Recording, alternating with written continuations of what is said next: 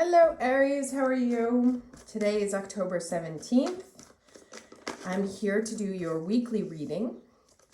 Last night we had last night here, would have been your afternoon, a new moon in Libra. It is the second super moon, and the third one will be next month. So, little supercharged energy. Let's get straight into it. Oh no, actually I wanted to talk real quick about the aspects this week. There's a couple of squares, so there's a couple of tough aspects. The Sun squares Saturn tomorrow, which can feel like personal obstacles. Mars will square Jupiter this week. Venus trines Jupiter, which is a very, very nice aspect. And then Mercury opposes Uranus. So that's that, we might get some surprising information this week. So it's kind of like three difficult aspects, one really nice one. So let's see how it plays out. Can I get the energy for Aries for the week of October 17th? Energy for Aries for the week of October 17th. Interesting. Rejection. This may be that Mercury-Uranus opposition. Let's see what other cards come out around it.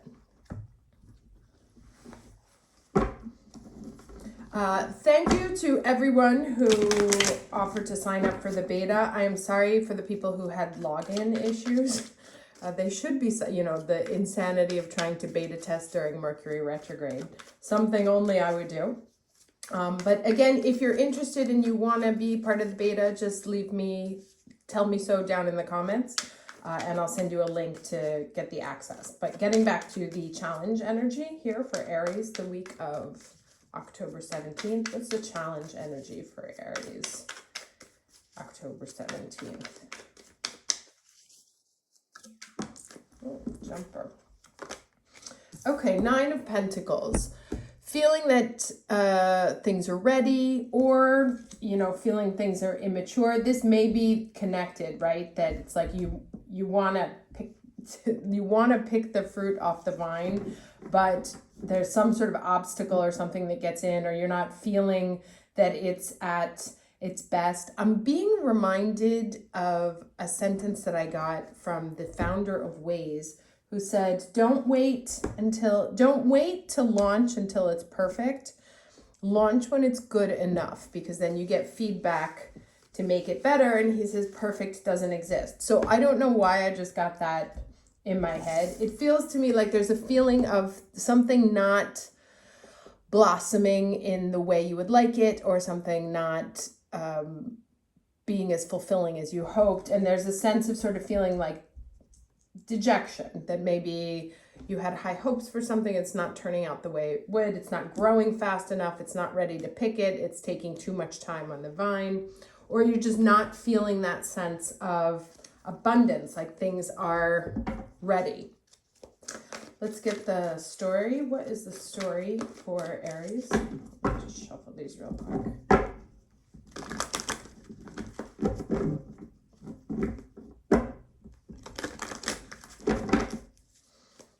Oh, okay, and there it is. Yeah, all right. So there's whatever it is, and we talked about this during the Mercury retrograde reading. You don't feel like you're making enough headway, or your things are not moving. There may be this is the building blocks in reverse, right? So something that you've been working on, something that you've been building, may suddenly feel stalled, or that it's not going anywhere. And you may be taking this as a sign of not meant to be. And really what it is that there's Mars and Mercury in retrograde. So any trying to push forward between now and November 3rd is literally energy. I don't want to say wasted, but you will have to exert, let's say 100 in order to show progress of 10. So this is kind of a time, and this keeps coming up, where you want to take your foot off the gas and just kind of let things like tend to what needs to be tended to, but don't expect great movement forward. And so you may be feeling a little bit down, and that would make sense with that Sun square Saturn, and also that Mars square Jupiter, especially for us Aries, you may feel unlucky, right? Like that the universe is not bestowing its gifts on you. And it may not be actually in reality, but because it's it's giving you a moment to retool, also regroup. I had a session with my energy healer this week because, I think we talked about it in the Mercury reading. That I was like, okay, well now, the 3 different ways of looking at it, what's going on? And she was like, you know what, if when you're in a moment that's completely stalled, just go do something else, because the harder you have to work for something, you may even start to feel anger around, particularly with Mars retrograde, so internalizing, you may feel anger towards the thing that's not moving, right? So whatever it is that you're trying to build, when it gets stalled and you keep putting in energy, or now you feel rejected, you may actually start to hate this thing that you've been working on and sort of assign blame to that and be like, why am I even bothering with this? Let me just go do something else. And so the idea was to step back and sort of do something else, so you allow yourself the space to re-fall in love with whatever it is that you're building, so that you don't feel the sense of stalling because you're off doing something else. And then when you can come back to it in November, when the planets go direct, then you will have a new, renewed, refreshed way of looking at it. So can I get the 2 cards, start and end of the week? Energy, start and end of the week. Okay, moonlight. Right, so interesting, there's that new moon, even though it's a full one, but talking about intuition, trusting the cycles and the patterns of the universe. Can I get a card for the end of the week, please? Okay, interesting. So feeling of solitude. So this is echoed again here, this rejection and solitude. And I don't know, sorry, this is just a little aside. I saw that video that Justin Bieber released yesterday called Lonely. And I was so heartbroken watching it, thinking of seeing what he went through as a child, So there may be feelings of rejection and solitude that are coming up. Oh, this is the wrong deck, sorry. It's temporary. Try and tap into as much as possible that Venus trine Jupiter energy, which is really about enjoying, feeling blessed. Now, it's a Venus in Virgo, so that's a different kind of Venus. She's gonna like health routines. She's gonna like clean eating. She's gonna like exercise. She's gonna like order. So, maybe do some to-do lists, or, instead of trying to push forward whatever it is that you have going on, take a step back and take stock, right? Put some order around the things, or go through your house and what are the situations that are out of order, and how can we sort of put some creative energy into putting things back into order. That's the energy you're going to want to embrace this week. Now let's get 3 cards here. Can I get 3 cards for Aries, week of October 17th? Okay, Lovers. Interesting, because that's a 6, and here's the moonlight. Let's see what else comes up. 2 more cards, please, for Aries. Oh, holy crap. Look at that, 6 of Cups. So 3 6s so far. If we got 1 more, I'll die. 1 more card, please, for Aries. Shut up! And look, there's a 2 also, but... Okay, I've said I would die, I won't, but... Oh my God. The mathematical probabilities of that are insane. So we have 4 6s here in a row. So here's what this is telling me. So a lot of us, I feel, and I've gotten this in the comments from everybody, and I feel it myself too. There's the cat. We feel really abandoned by the universe, right? Like that the universe is picking on us. And every time we try and take a step forward, another obstacle falls out of the sky. And it's like, okay, well, if you don't want me to do this, if you don't want me to move forward, what the hell am I supposed to do, right? And kind of like feeling blocked, but also feeling really upset about it. Like I thought I was doing good. I thought I was doing what I was supposed to. I thought I was walking the light path that you put me on. I don't understand why this keeps happening. And so we also feel a little bit abandoned by the universe. It's like, I thought that there were angels that were here that were going to protect me. I thought I was doing what I was supposed to do. I thought I was following the natural order and growth of things and tapping into the natural energy of the universe. But things keep happening and I keep feeling rejected, and I'm starting to feel like I just want to like literally pull the plug, hide, and isolate myself from everyone else because I don't know what else to do. Nothing seems to be working out the way I want it to. Or this has been a year of literally anything that could go wrong did go wrong. And the presence of these 3 6s, which by the way is also 6 is the Virgo sign. So when I told you tap into that Venus and Virgo energy, this just confirms it for me. But it also says to me, what are the odds that so we look for advice in these readings. What are the odds that you get 4 6s in a row, right? 2 different decks. There is order, right? So if you're looking for the confirmation that there's somebody overlooking or that there is order to this insane chaos that's been going on, or that you're like, why do I feel like I've been abandoned by the universe? This to me says it might not make sense, but trust me, things are in order the way they're supposed to be. So there is really no need for this solitude. There is no need for a sense of rejection because what you're trying to push forward is stalled, right? Things are as they are meant to be. They're moving forward the way they need to be. This sense of unabundance that you have, or that things are not developing in the way that you would like to, is, and this is also what my energy healer told me, is our earthly beings. And it's interesting here that we have this sort of astral 6, a major arcana 6, and then 2 of the minor arcana. So it's like there's different representations of the elements here. There is the human element, there is the spiritual element, the divine element, and some things may be bothering us on a human level, but on an energetic, astral, spiritual level, things are unfolding the way they are supposed to be unfolding.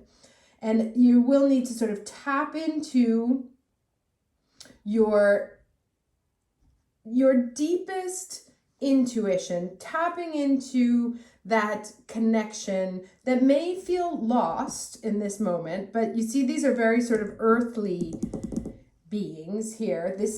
Here you have a little like kind of Tinkerbell staring at the moon. So this is these are different energies, right? This is a very, I don't want to say masculine, but it's a very earthly plane energy. And this is a little bit more magical. So you want to step out of that earthly concerns about the fact that things aren't developing as fast as you think they should be happening, or that everything is stalled and no matter what you do, you always feel like, things get turned on their head.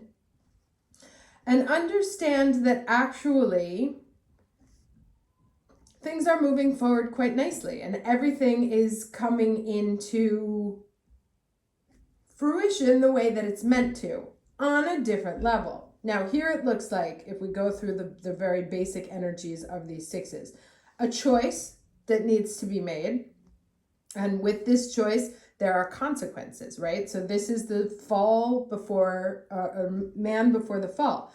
Angel says, you can stay here, don't eat that fruit, have a party in this garden as long as you like, or you can take the fruit, but then you're going to have to go outside and live as mankind. So yes, lovers, but with every encounter, with every choice, there is a consequence. So there is a decision to be made that you will want to carefully, reflect on its the potential consequences, you know? And also here, it's like, if you give into the sense of rejection and solitude, what are the consequences of that as well? It's like, okay, things aren't working out. Are we having like little hissy fits with the universe? I was, so I'm not judging. And what's the point? What does that bring us? What fruit can come of our choices, right? If we decide to throw a hissy fit and say, okay, I feel rejected and I just want to like not talk to anybody because things aren't working out. I can't seem to build things the way I want to, and I don't really feel like I'm seeing the fruit grow. What happens if I walk away, right? Tap into your intuition for those answers. May get an offer of assistance, may come from the past. We also saw this in the Mercury reading. Now, the past may come back to, likely it will. I mean, it's Mercury retrograde. How can they not? But the past can come back to do one of two things. It can put you in a position where you have to make a choice, right? Do I want to go back to my past? Is this worth going back to? Or do I want to move forward to my future?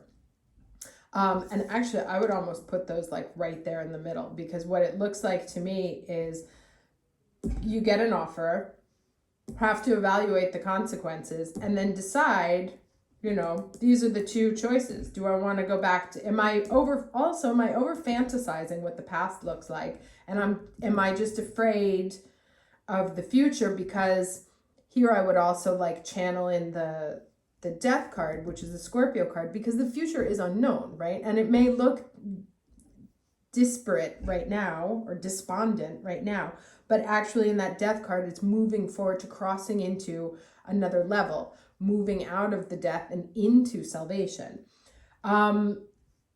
So yeah, I'm going to put these like this, because that,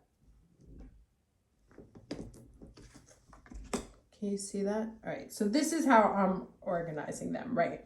It feels to me like all these sixes are part of a little story here.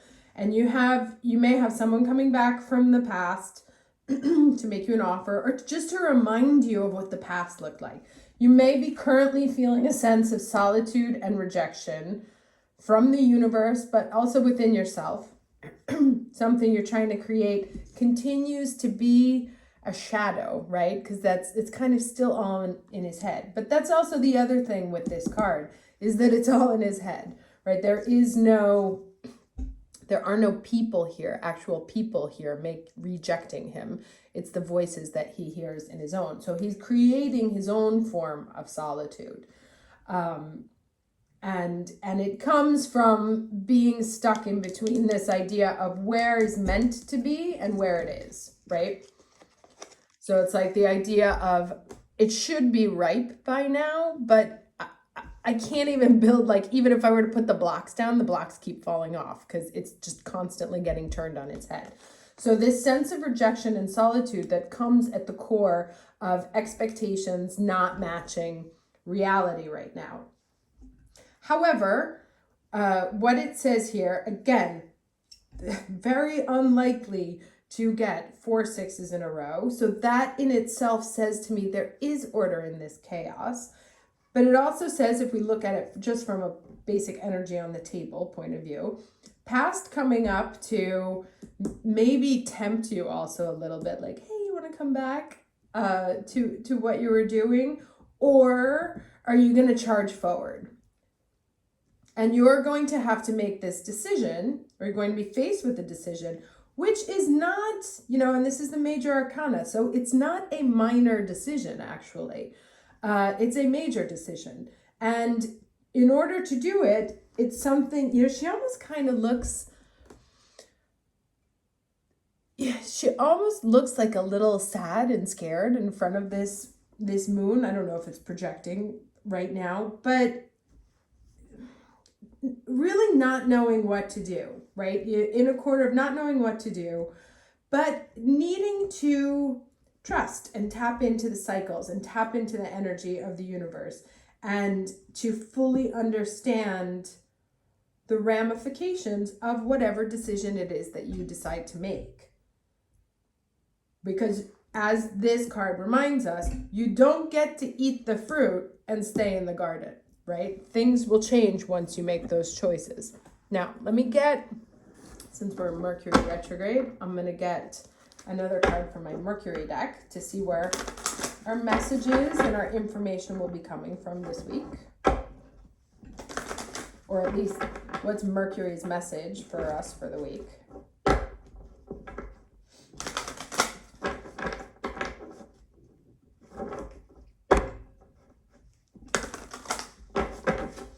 Okay, what's Mercury's message for Aries the week of October 17th? This deck is so huge, it's so hard to shuffle.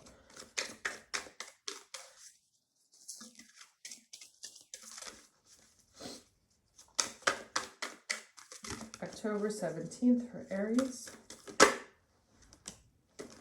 Okay. Interesting. So, psychometry, which is sensitivity, that's the art of actually like handling objects and picking up their energy. Let me read it to you here. Your sensitivity is increasing at this time. And we also had a supermoon, so that's not surprising. You may find that what once excited you no longer appeals, and that you are leaving behind certain friends and pastimes as you continue to walk your spiritual path. Crazy, there it is right there, right? In busy places such as shopping malls, nightclubs, and pubs, you may feel drained, assuming you're at them, or that people's energies are too frantic for you. As your sensitivity heightens, your body may no longer tolerate synthetic foods, GMs, pre-processed ready-made meals, sugar, wheat, alcohol, or caffeinated and carbonated sugary drinks. And this is happening to me insanely. Don't worry that life will become boring, though. It won't. As your tastes change, you will become accustomed to a new and more gentle approach to life, and your old desires will melt away naturally as you adopt a healthy lifestyle, making you feel even more alive. Oh, crazy. So remember I said your way out of this also feeling here is to tap into the Venus and Virgo energy. Let me read you the incantation here. Fruits and veggies, all natural food, contribute well to my mood. Spiritual gifts heighten while I embrace a healthy lifestyle. Other divinatory meanings are to check in with your emotions. You could benefit from complementary healing. Use environmentally friendly products instead of harsh chemicals. You may be drawn to eliminate dairy products and adopt a vegetarian or vegan diet. So interesting. So, yes, as I said, with the Venus trine Jupiter, embracing that sixth house energy is going to be sort of a way out of the sense of building blocks and obstacles. Two things on this. So hold on, let me go back to that and then I'll get onto this. So Virgo energy, if you want to look up Virgo energy, Virgo is making to-do lists, dotting the I's, crossing the T's, putting things into order, new diet routines, new exercise regimes, anything that goes to purifying the physical body. That because Virgo is the virgin, so trying to return to an original state of purity. So anything you can do that in an attempt to return whatever it is to its original form, particularly your body, will help you navigate some of this energy here. The other thing about psychometry is if you are having difficulty, some people use pendulums. If there's like an object, you don't know what to do, or you know that you have like a past relative who was a guide for you and you have one of their objects, you can use that object in your hand to kind of channel their information or channel their guidance. This is actually a very powerful tool.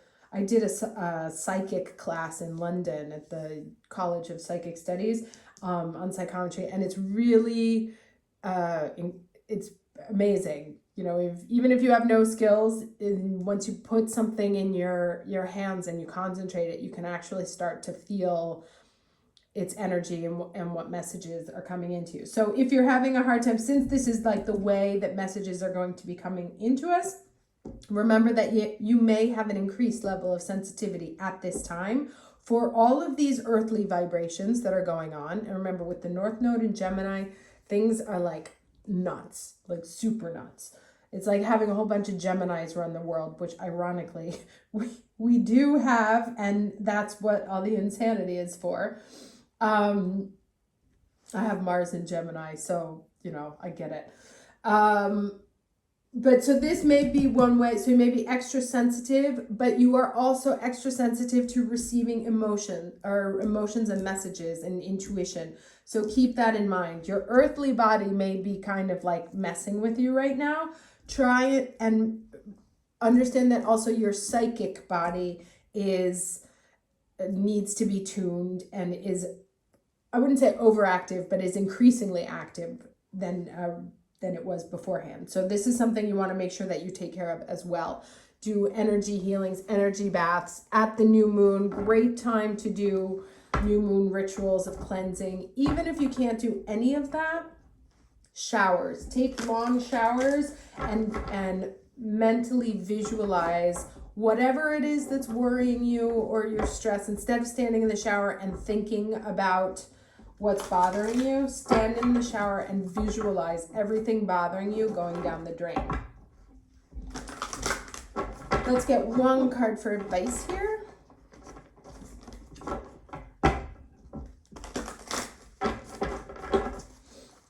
right, card for advice for Aries, week of October 17th.